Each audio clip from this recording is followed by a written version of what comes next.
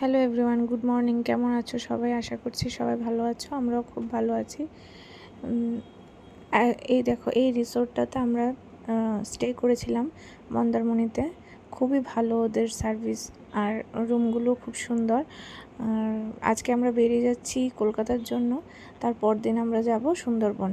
তো আমরা তো কলকাতাতেই থাকি, তো এর জন্য একটু ঘরে গেলে একটু রেস্ট হবে ওই জন্য। আর যারা এসেছিলো আমাদের বন্ধুবান্ধবরা ত্রিপুরা থেকে, ওরা হোটেলে থাকবে আজকের দিনটা। তারপর দিন আমরা সবাই আবার একসঙ্গে সুন্দরবন যাচ্ছি। এই দেখো, সকালবেলা সমুদ্রের ধারে হাঁটতে বা বসে থাকতে এত ভালো লাগে। তুমি এই জায়গাতে সারা দিন বসে থাকলেও তোমার কোনো বোর ফিল হবে না। আমি তো সারাক্ষণ, আমি ঘরে থেকেছি কম, কিন্তু সমুদ্রের ধারেই আমি সময়টা বেশি কাটিয়েছি এই জায়গায়। আর আমরা যেই রিসোর্টটাতে ছিলাম, তার রিসোর্টের পেছন দিকটাতেই এত সুন্দর রাস্তা সমুদ্রে যাওয়ার। এদিকে যতগুলো রিসোর্ট আছে সবগুলোতেই এরকম রাস্তা হয়তো বা থাকে, আমি ঠিক জানি না। রাস্তা দিয়ে হেঁটে যাওয়ার সময় একটু একটু দেখলাম যে হ্যাঁ, রিসোর্টের পেছন দিকটা থেকে রাস্তা ওরা করে দেয় হয়তো সমুদ্রে নামার জন্য। খুবই ভালো, খুবই সুন্দর জায়গা। আমরা দীঘাতেও একদিন ছিলাম, কিন্তু দীঘার রুমগুলো থেকে তো সমুদ্রটা একটু দূরে, কিন্তু এই রিসোর্টটাতে যখন ছিলাম একদম একদম ঘরের কাছে সমুদ্র। এত ভালো লাগছিল, যেন মনে হচ্ছিল আমাদের উঠোনেই সমুদ্রটা এরকম।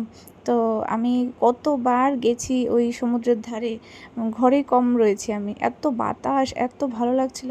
রোদ টোদ কিচ্ছু গায়ে লাগে না তখন। আর আগের দিন রাত্রি আমি প্রায় আমরা কয়েকজন প্রায় একটা অবধি আমরা সমুদ্রের ধারে বসেছিলাম। ওইখানে একটা বাঁশের বসার জায়গা ছিল, বাঁশ দিয়ে তৈরি করা ওরকম। ওপরে আবার টিনের চালও ছিল ওরকম। এত সুন্দর জায়গাটা। আর এই রিসোর্টটা থেকে সমুদ্রের ভিউটা এত সুন্দর দেখাচ্ছে। আর রিসোর্ট থেকে যে সমুদ্রে যাওয়ার রাস্তাটাও খুবই ভালো, খুবই সুন্দর লাগছিল। তো আমরা বেরিয়ে পড়লাম কলকাতার উদ্দেশ্যে। তো অনেকটাই টাইম লাগে, 4.5 ঘন্টা বা 5 ঘন্টা লেগে যায়। তার মাঝে আমরা একটু খাওয়া দাওয়া করব। প্রথম একটু ব্রেকফাস্ট করে নেবো হালকা, তারপর দুপুরে আবার একটু খাওয়া দাওয়া করবো, কারণ আমাদের সঙ্গে বাচ্চারা তো আছে, ওরা তো আর এতক্ষণ না খেয়ে থাকতে পারবে না। তো ওদের খাওয়ার জন্য আমরাও দাঁড়াবো, আমরাও খাবো। তো আমরা ওখান থেকে যাওয়ার সময় বাসে করে গিয়েছিলাম, তো আসার সময় বলছিল কি প্রচণ্ড গরম, তো বাচ্চাদের নিয়ে যেতে অসুবিধা হবে। তো ওই জন্য আমরা দুটো স্করপিও গাড়ি করে নিয়েছিলাম, 5জন করে আমরা গিয়েছিলাম। এখানে আমরা নেমেছিলাম খাবারের জন্য। দেখো, সবাইকে হাই বলতে বলছিল, সবাই হাই বলছে। তো এই যে খাওয়া দাওয়া করে ব্রেকফাস্ট করে আমরা বেরিয়ে পড়লাম।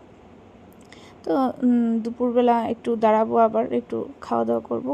এখন একটু হালকা কিছু বাচ্চাদেরও খাওয়ালাম, আমরাও একটু খেয়ে নিলাম হালকা করে। আর এই যে এই এরিয়াটা এত সুন্দর, অধিকাংশই জল।